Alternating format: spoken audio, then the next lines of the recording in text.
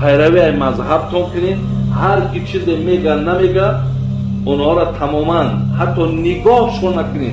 نگاه کردن و گوش کردنشون گناه است. در اصطلاح علما کلمه تقلید معناش قبول کردن شخص غیر مجتهد قول یک مجتهد رو بدون طلب کردن دلیل حجت از برای قولش.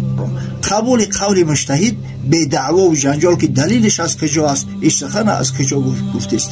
در هر جایی از دنیا هر عالم و دانشمند که فتوا صادر میکند شما از او سوال کنید قل هاتوا برهانکم ان کنتم صادقین، یعنی بگو اگر راست میگویید دلیل خود را بیاورید. این آیه قرآن است، سوره بقره سوره 2 آیه 111. اگر سخن آن عالم آن شیخ با قرآن و حدیث مطابقت میکرد سخن او را بپذیر، اگر مطابقت نداشت رهایش کن. هر چهار ائمه بزرگوار را احترام